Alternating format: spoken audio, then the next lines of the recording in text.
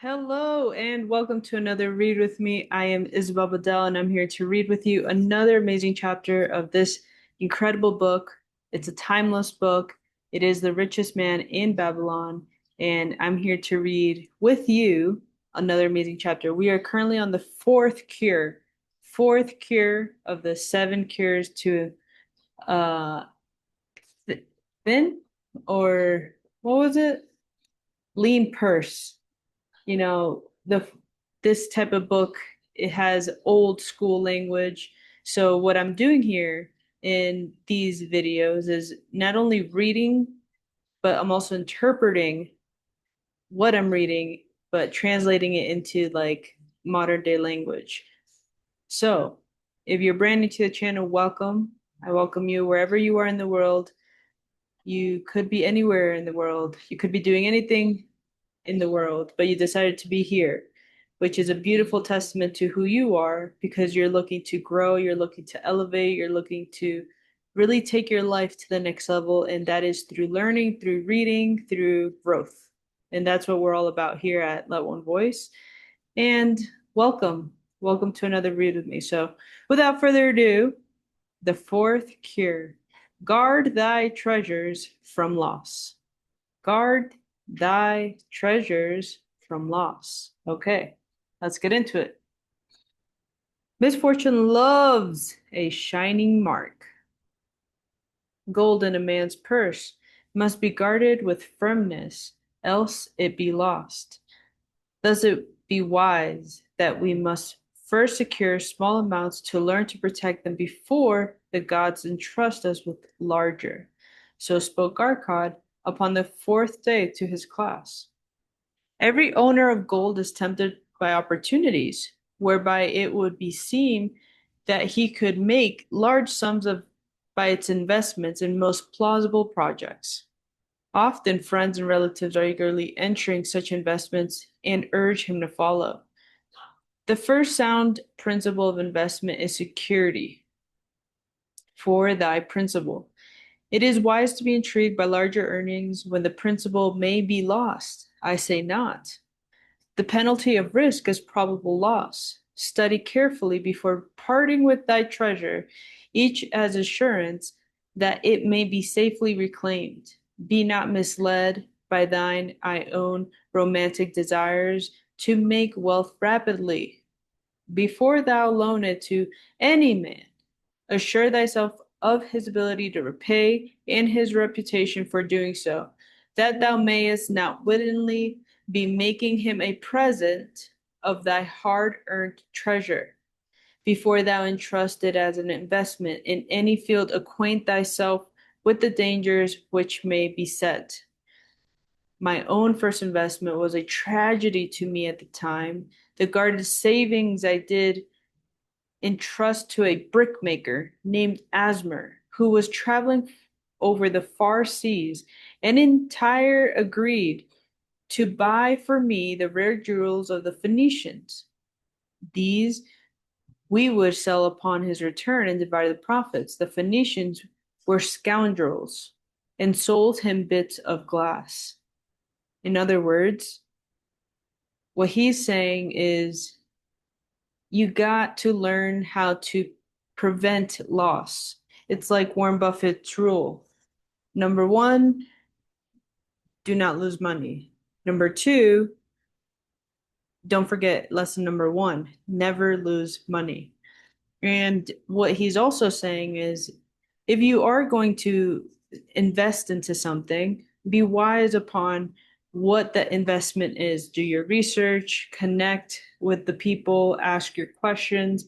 Now more than ever, we are so interconnected, and you can find connections with someone may know someone, or you can sometimes just reach out to them directly, or there's a support team, or there's some kind of way that you can get answers for what it is that you're looking for, whether it's to invest or whether it's to not invest. Either way, you must learn those skill sets because what he is saying is that he lost his treasure, his first time ever, after a whole year's worth of saving, which is a long time. Think about it. Every single day you're disciplined, disciplined, disciplined, disciplined. And all of a sudden, you just hand it over to somebody because you entrusted with emotions. You entrusted with hopefullys. You entrusted with maybes. That's not how a wise person with gold or treasure or investment or anything, treats their hard-earned capital. Okay? He mentions here, my treasure was lost, and today my training would show to me at once the folly of entrusting a brickmaker to buy jewels.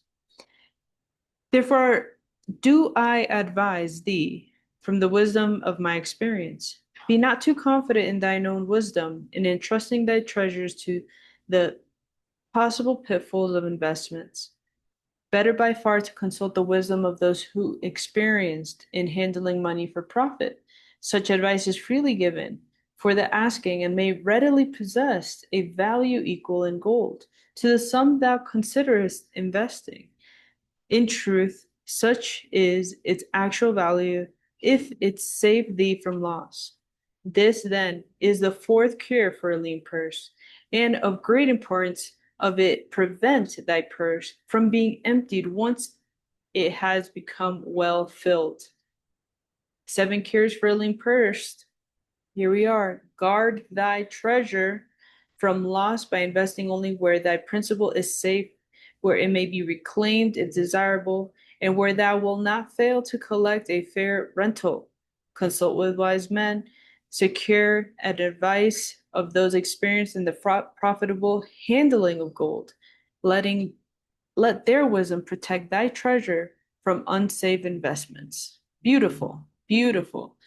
And if you were to think of what are some of the safe investments today, let's say you had $100,000 saved and you saved that up over a year's time.